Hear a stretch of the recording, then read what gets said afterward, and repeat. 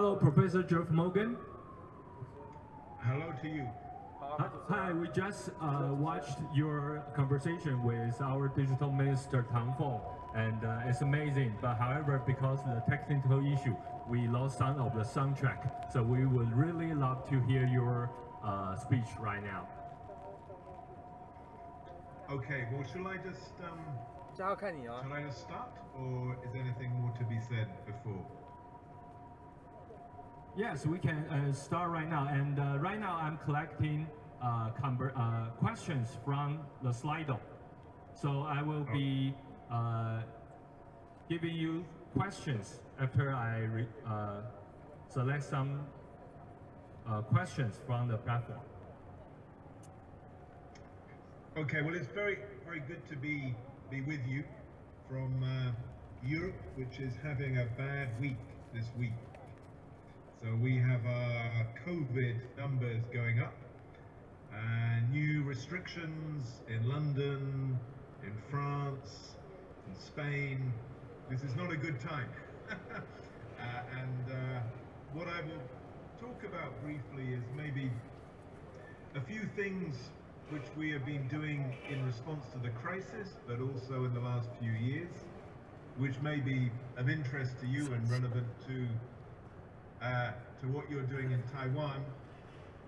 And I should say we have learnt a lot from Taiwan in recent years and greatly admired many things you have done. So in some ways I wish I was a listener, not a speaker. But let me maybe talk about three things. One is where we are with social innovation, where we are with collective intelligence, and then where we are with imagination, and what might be the role of philanthropy or NGOs or civil society in helping our society to imagine what might be possible in 20, 30, 40 years' time. So let me begin with social innovation. So I've been involved in this field for 20 years or so, and in some ways this has been a very good period. We have seen more money flowing into social innovation. Even this year, impact investment is double what it was last year, which was double what it was the year before. We have had government funds, new financing devices like social impact bonds. Across the world, universities have started to study this. 20 years ago, they studied innovation in hardware and technology and science, but very little attention to innovation in social things. We have a big engagement of the European Commission, the European Union, for example. And one of the projects I'm working on at the moment is trying to work with Europe on how can civil society shape the fourth industrial revolution, artificial intelligence, the Internet of Things, in ways which are good for society and leave behind a stronger social economy, cooperatives, mutuals, and not a weaker one. If you have any ideas, please let me know. Of course, in other respects, this is not a good time. The rise of authoritarian leaders, Donald Trump, Vladimir Putin, Duterte in the Philippines, Bolsonaro in Brazil. This has been a big backward step for social innovation. I was doing an event in Brazil yesterday, which is a very dynamic country, but with a terrible leadership who are crushing the creativity of the people. And although we have some advance in social innovation, if you look at where the money goes, the money spent by governments on research and development and new ideas, it is still very distorted. In America, half of the money goes to the military, and very little goes to creativity, innovation around homelessness or loneliness or issues like that. And globally, I'm part of an analysis of global R&D spend and whether it is aligned with the Sustainable Development Goals.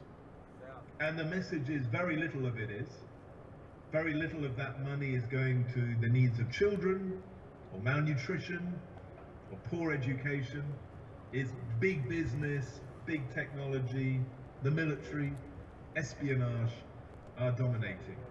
And I think this is why in many of our societies we have an imbalance between often a dynamic economy, huge progress in consumer products, consumer platforms, but not much progress in dealing with human needs, the things which matter most to us. And I was very influenced by a big study last year called the World Happiness Report. This ranks all the countries of the world by how happy they are. And top of the list are many North European countries like Finland, and Denmark, and Iceland. And when they look at what is the best explanation of being happy, there is some influence of GDP and income. There is some influence of things like health, how long you are likely to live. But the strongest influence is how people answer this question. If you were in trouble, do you have relatives or friends you can count on to help whenever you need them or not? Those countries where people have strong social support, strong mutual support, are happier.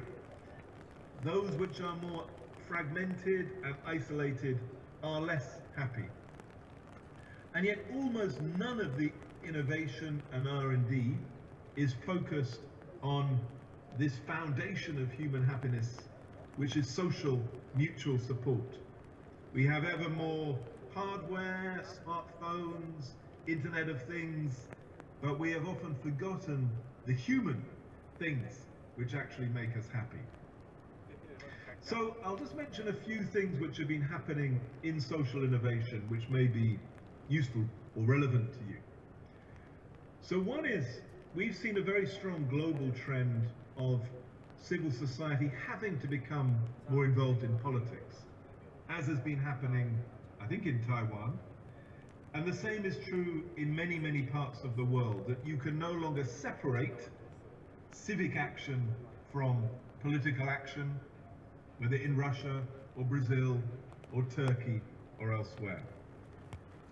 We're seeing a big rise of experimentalism, the idea that if you have a proposal, try it out systematically, experiment and test, rather than top-down blueprints.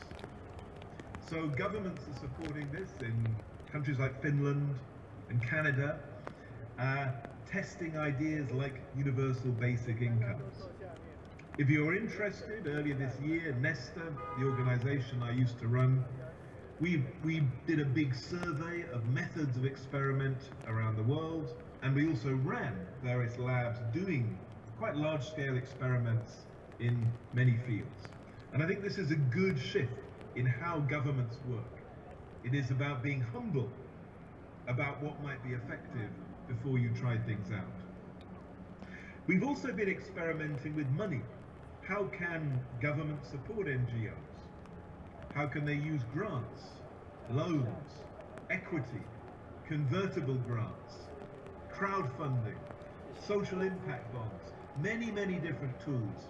And again, if you're interested, we have run experiments, sometimes working with the government, and analysed what is effective, because there's no need only to rely on traditional grants for civil society. We've been doing a lot of work on digital social innovation. Right across Europe, there is a community of thousands of organizations, as in Taiwan, using open data, using AI, using other methods to transform democracy at the local level, or healthcare, or education. And probably the biggest thing of all, of course, is the just transition. How do we make the transition to a zero carbon economy and society, a truly circular economy, in ways which are fair for people? And a lot of work is happening at every level. on the role of social innovation in this just transition.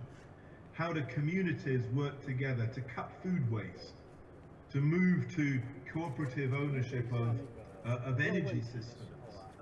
How do we change behaviors so people drive cars less, bicycle more, walk more? How do we use waste for energy? Many, many different things. And very rapid progress in some fields like fashion, which has been disastrous from an ecological point of view, with the rise of fast fashion. So how do we move to much more sustainable materials, more recycling, less use of plastics inside clothes, and so on. And there's also, of course, a big rise of corporate social innovation, trying to get companies much more systematically involved in things like helping the mental health of their employees, and not seeing this just as the job of government.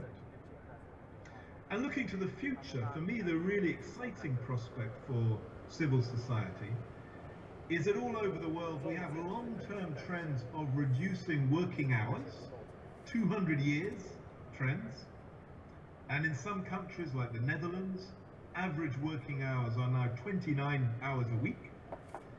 And we also have rising life expectancy. People can expect to live to 90 or 100 now. So a huge amount of surplus time is becoming available to society. How do we use that?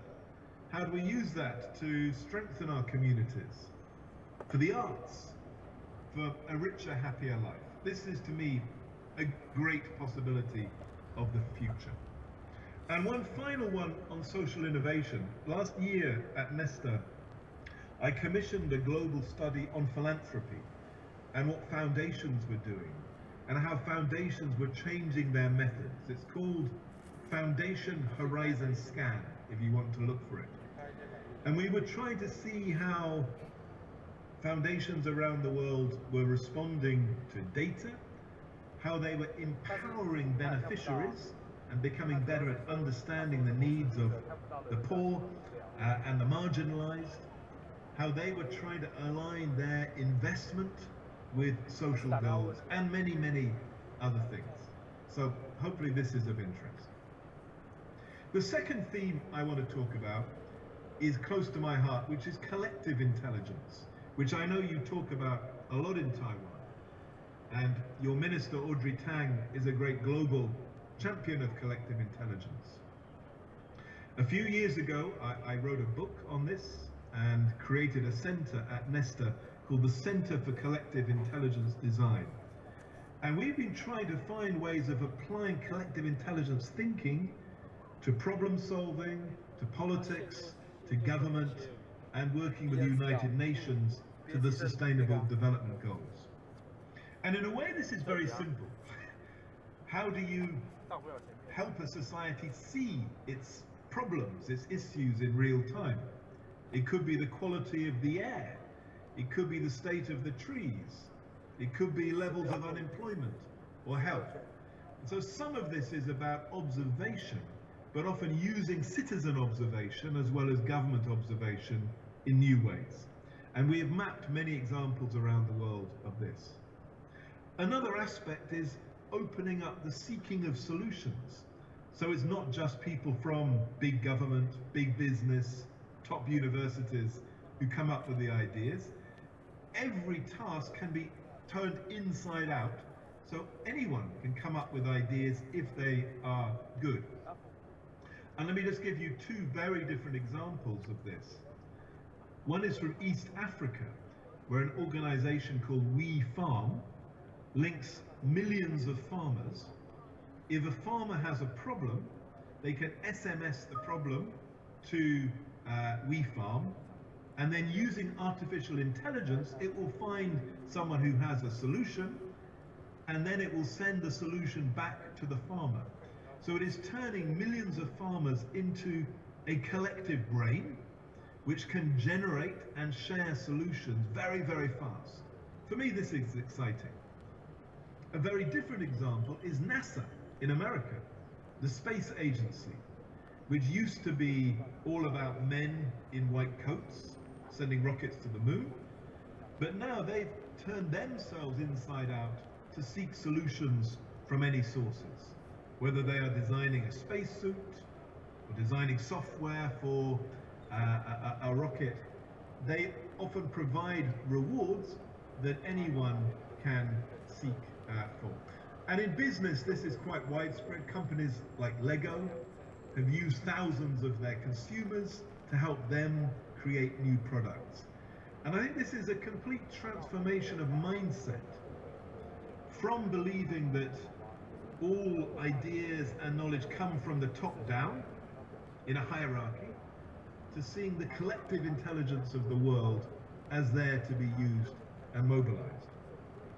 And we've seen many examples of this through the COVID crisis, whether it's trying to find new proteins, contributing to vaccines, sourcing protective equipment for staff in hospitals, or also providing new kinds of support for isolated older people, which I was talking to Audrey about in the conversation. So my hope is, in the next few years, these methods of collective intelligence, which are very difficult in some ways for governments and traditional leaders, that these become part of our common sense.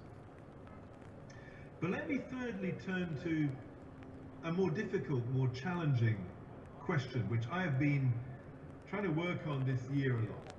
And this is the question of imagination. Do we have the imagination to dramatically improve our societies in the next generation?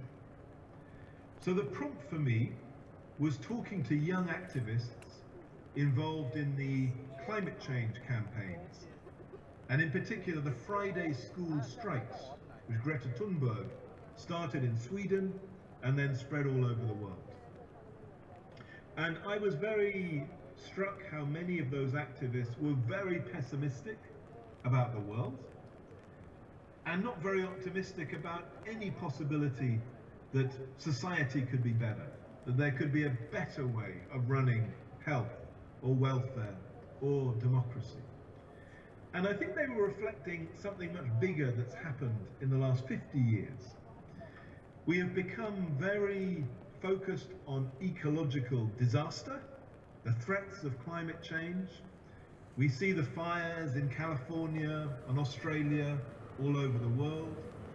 We see the rise of extreme weather events, hurricanes, storms, floods, droughts. And this makes us fearful, correctly. And then in terms of the positive imagination, there is a very strong technological vision of the future where artificial intelligence, drones, robots transform the world. But in these visions, there is not much place for human beings. There is not much place for love and compassion and care. So these are often very cold visions of the future, which people find quite off-putting. And I've been looking at the history of imagination and how many times in the past, most people, many people, actually had quite a strong sense of what might lie ahead. Utopian novels describing a utopia were bestsellers read by millions of people. There were showcased new towns and communities which tried to demonstrate a future world in practice, which could be inspiring for people. There were powerful ideas like the idea of human rights, which were promoted at first from the margins of society and then steadily become more mainstream. And I think by comparison, our capacity to imagine socially has declined. And it's declined partly because the places which used to work on this, universities, political parties, think tanks, for different reasons they have vacated this space and left us without a clear picture of what might lie ahead, of how life could be better for our children, better for us in 1 or 2 generations' time. And if you look at the survey evidence from around the world, there are big majorities in many countries now who believe life will be worse for their children than for them. Less so in East Asia than in Europe or North America. But in some countries, it's a big, big gulf. In France, for example, 80% of people think life will be worse for their children than it is for them. So a pessimism has taken hold. And I think one of the tasks, perhaps of your country and your civil society, is to be champions of imagination, to help us think through to a better world. And let me just give a few examples. So one is on climate change. How can we picture future towns and cities which are net zero, do not contribute to climate change, and transform their housing, their energy, their food, their waste? How do we do that in ways which are not just about sacrifice, but actually leave people happier? How do we transform the investment system? In the last few years, there has been quite a big shift towards more ecological and social reporting for investment. The very big centers of capital in the world, like the Japanese pension fund, which is the biggest in the world, or the Norwegian pension fund, second biggest in the world, are trying to reorient their investment strategies so they don't just deliver a financial return, but also a social and ecological impact as well. And the Pope has been a great champion of this, of trying to shift our whole capitalist system so it is not the enemy of society, the enemy of the ecology. And again, you can play a part in this. Or welfare. So many countries have been experimenting with universal basic income, which means everyone, whether they are in work or out of work, gets a fixed amount of money. Now, I think there are some good sides to this idea and some bad sides. An experiment in Finland recently showed it was quite good in its effects on people's work and their happiness. But we need many other options as well. We need to be rethinking welfare for an age when many people work in the gig economy, in precarious employment, in a very different world to the one the welfare states were often designed for back in the 1940s or 1960s or 1970s. And what do we do about our social media?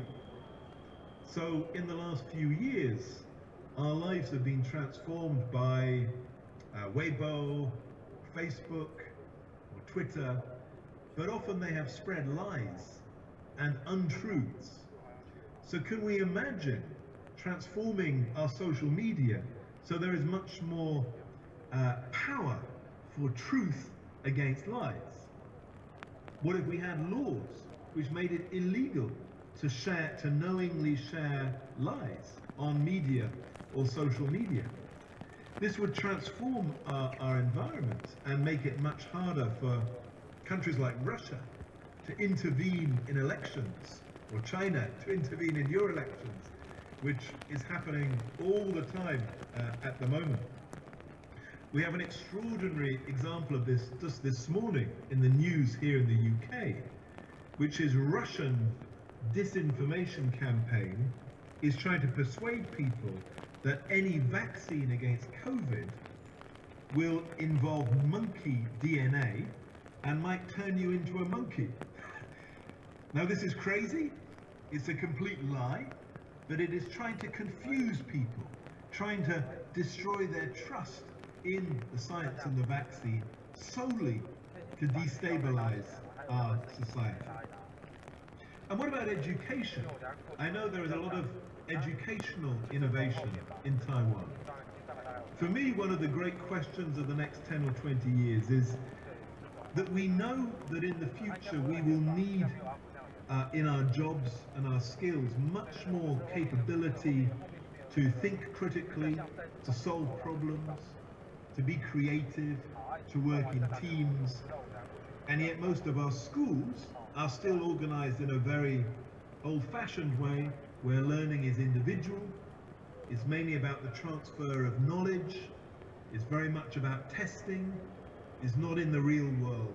So can we imagine transforming our school systems to be truly 21st century in their approach? There is a saying by an English writer of 100 years ago, Oscar Wilde. He said, "A map of the world that does not include utopia is not even worth glancing at, for it leaves out the one country at which humanity is always landing." So I believe we need, alongside the very practical work of NGOs and philanthropy and innovation, we also need to reach forward to bolder imagination, to create, as it were, a picture which people can try to move towards in the next few years.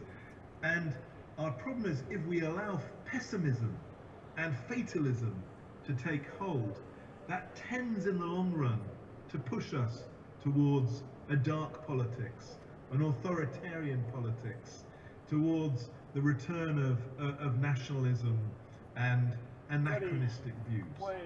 So, for us, in conclusion, you in Taiwan are great examples of what can be done, and of creativity, and of a possible future for us.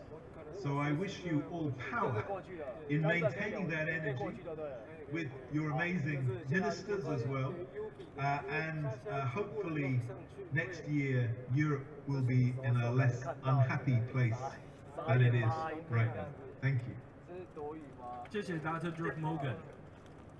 好的，那在现场呢，我已经收集到了好几个问题哈，在 Slido 上面。那我们刚才也透过直接的分享哦，将这个 Slido 的网址也提供给了 Dr. George Morgan。那现在我先确认一下，我们的口译老师是否能够将我们现场的中文直接传给我们的讲者呢？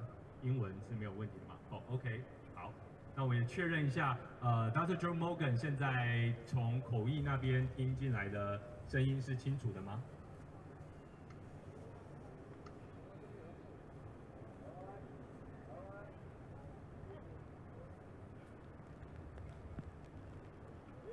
好，不知道他有没有听到哈？哦，他好像没有听到，是不是 ？OK。Hi, Dr. George Morgan. Can you hear me? Yes, I can. Yeah. Okay, that's great.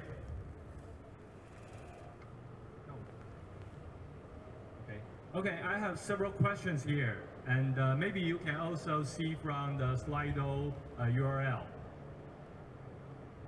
I will try to get that. Okay, I will speak first in Chinese, then I will speak in English. Yeah. Okay. 我这边收到好几个问题哈。第一个问题呢，我就先想来请教 Dr. George Morgan。Sunny 林呢，他问说，根据你的从你的角度来看，那在社会创新跟社会企业之间有什么样的差别，或有什么样的关系呢？Okay, Dr. George Morgan, our participant Sunny Lin would like to ask you, in your opinion, what's the difference and the relationship between social innovation and social enterprise? Since social enterprise is also a very important concept from your country, and it's now also spreading around the world. But what is the most different part between social innovation and social enterprise? Okay, shall I answer that first? Yes. So there's certainly in the European and North American discussion, I think of these as three overlapping circles.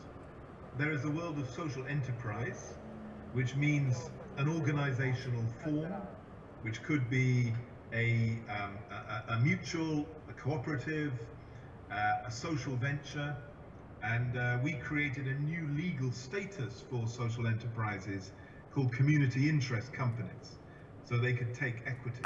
That is one family of things. There is a second, which is social entrepreneurship, which is being entrepreneurial for a social purpose. But not all social entrepreneurs work in social enterprises, and not all social enterprises are very entrepreneurial. So there's an overlap, but a difference. And then there's the world of social innovation, which is innovation for a social goal. Much of that happens in social enterprises and with social entrepreneurs. But some social innovation happens in the public sector, in maybe a school or a hospital or a welfare system. Some of it happens in business. There are some businesses with very creative social innovation programs. So I see these as three overlapping worlds: enterprise, entrepreneurship, and innovation. In an ideal world, all social enterprises would be entrepreneurial and innovative, but they aren't all, and they each require a slightly different approach. And this is becoming very clear in the work I mentioned earlier, where we are trying to help Europe to strengthen its social economy. And this is another concept: the social economy is even wider than social enterprise. How can that become stronger through the next 10 years of the fourth industrial revolution? How can it use the Internet of Things, artificial intelligence, sensors, so we don't repeat what happened in the last 10 years, when all the power drifted up to big commercial platforms like Google, Facebook, Amazon, Alibaba, Tencent, and civil society was left far behind. So this is a challenge of social enterprise and social entrepreneurship and social innovation, which we have to do better at solving. Okay, thank you, Dr. Geoff Morgan. Here comes the second question. I will speak first in Chinese. Claire 呢问到说，现在有很多过去的赞助者，像是一些企业呢，因为疫情的关系现在都减少了这个赞助，那缺乏了这些支持，对一些小型的 NPO 来说，其实很多创新的想法是没有办法被实现的那你有没有任何比较实际的建议呢 ？Okay, Dr. Geoff, Claire asked, since traditional sponsors like corporates are holding back, so without any support, creativity of small NPOs can't be carried out. Do you have any practical suggestions?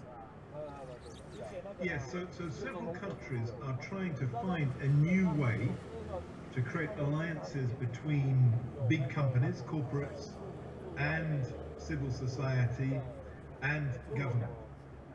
And I'll give two examples. So one is Denmark, which is the world's happiest or second happiest country, has created this year a thing called the Academy of Social Innovation to try and help create three tri-sector partnerships with a very structured approach where the big corporates work on problems like education, homelessness, but working very closely with civil society and government. And next month, we are working together to try and make that much more formal.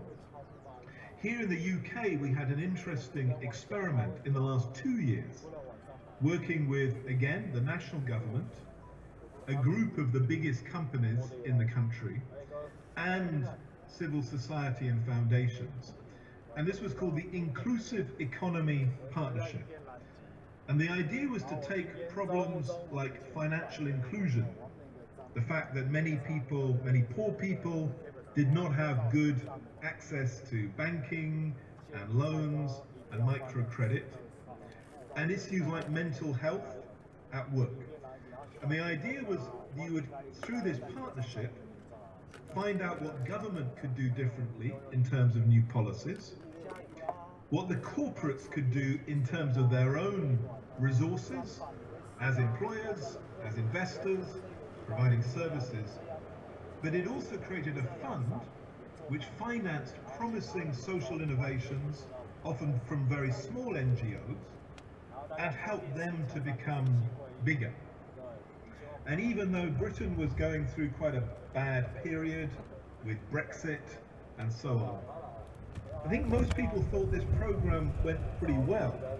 and it was much more serious about getting the corporates properly engaged in a systematic way with measurable impacts than previous corporate social responsibility, which was very superficial. It's too soon to say, but if you Google my name and impact partnerships, you will see some proposals which I made for how we could take this idea further. And I think in many countries we need a new 21st century model of three-sector partnership on problem solving. And maybe again, you in Taiwan can be a model for how to do this well, which we can then copy.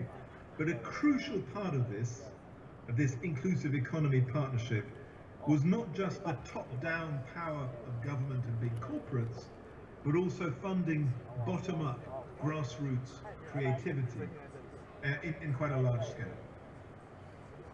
Okay, thank you. Here comes the third question.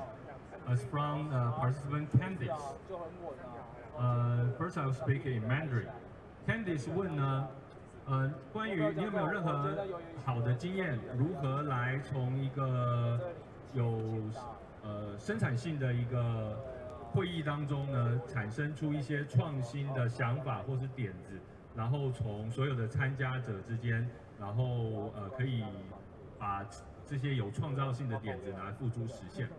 Okay, so Candice asks, what are your experiences regarding make productive meetings and generate innovative thoughts and ideas from the attendees? So this is a really interesting question. In my previous job at Nesta, which was the UK's National Endowment for Science, Technology and the Arts, we hosted hundreds of meetings, thousands of meetings every year.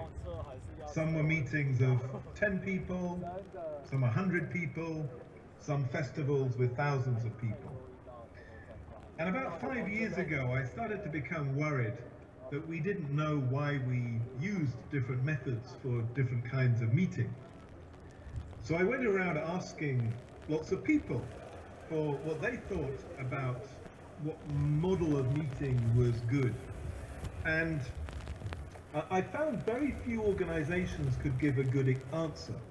Universities held a certain kind of meeting, lectures, seminars, but they used a structure they'd always used. They didn't give much thought to what could be different. Parliaments had their own methods of organizing meetings. Conferences had their own methods. And then I looked at the literature and the science, and this is where there's a lot of recent research from collective intelligence asking this question: what kind of meeting works for what task? And sometimes you may want the meeting to make a decision, like a cabinet or a boardroom. Sometimes you may want the meeting to generate new ideas. Sometimes you may want it just to inform people. And out of this, there were some very straightforward messages.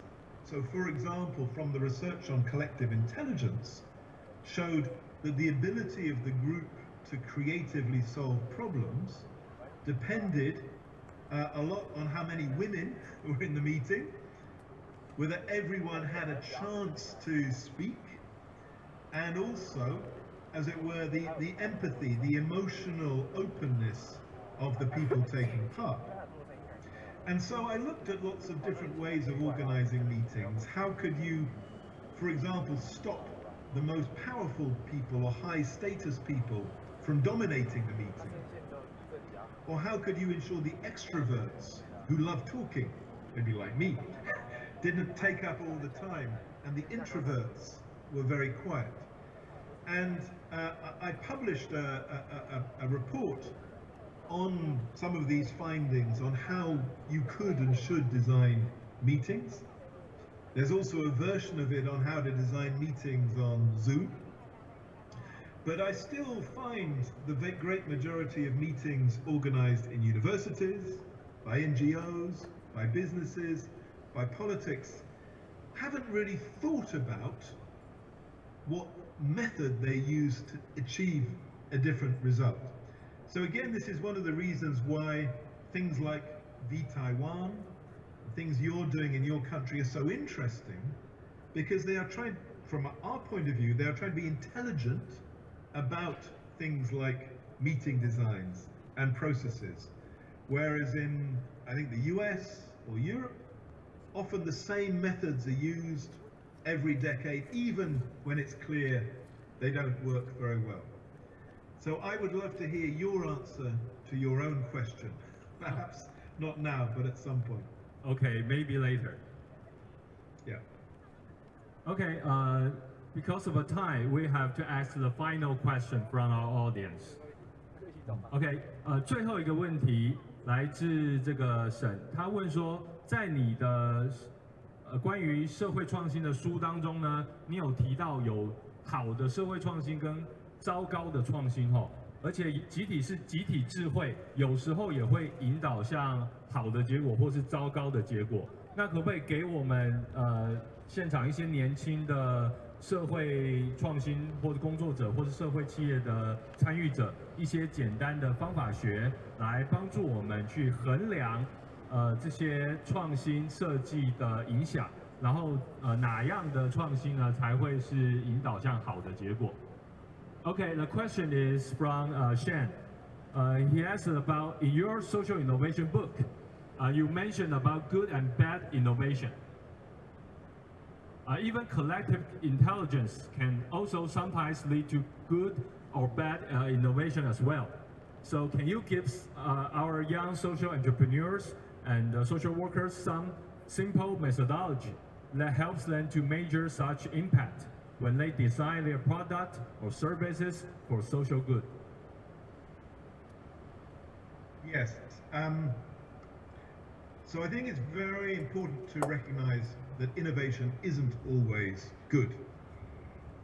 Sometimes innovations are totally good.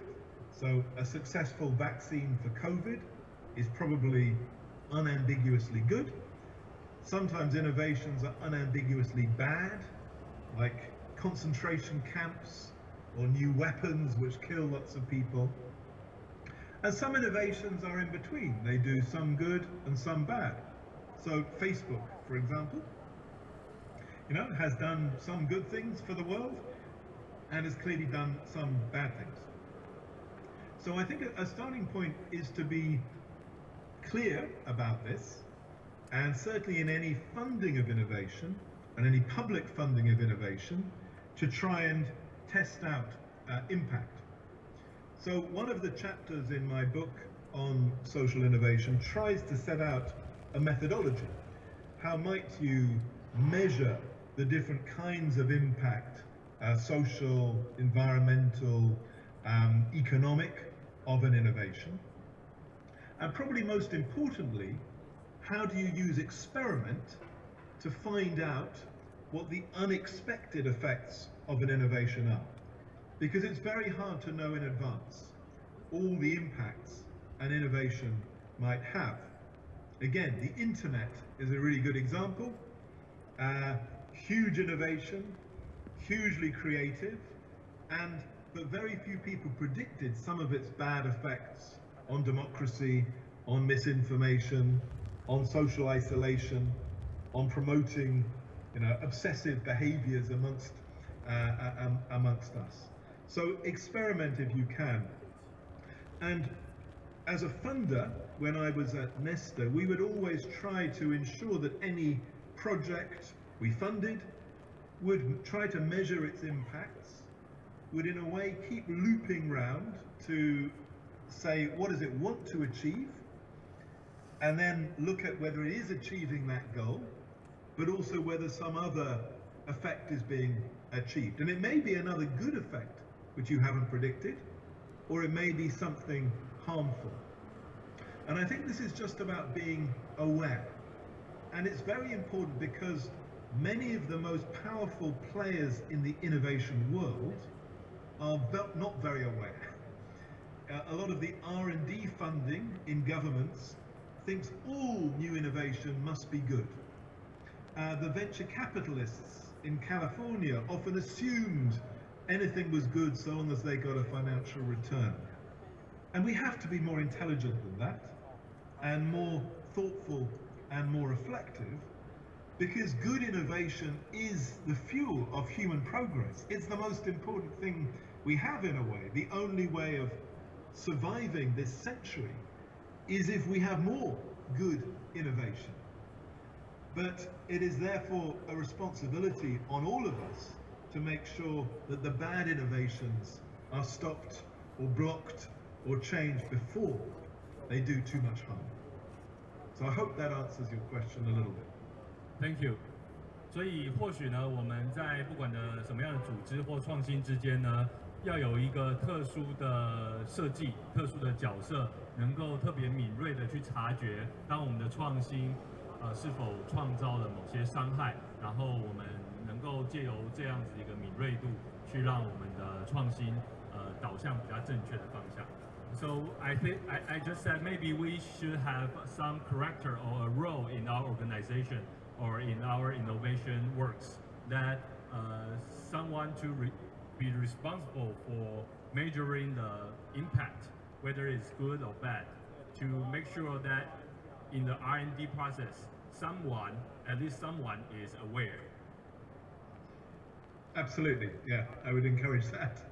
好的，那我们再次热烈掌声，谢谢我们 Geoff Morgan 博士。Thank you, Dr. Geoff Morgan. 谢谢，大家好。拜拜。拜拜。拜拜。Okay, because it's raining 啊，因为现场正在下雨。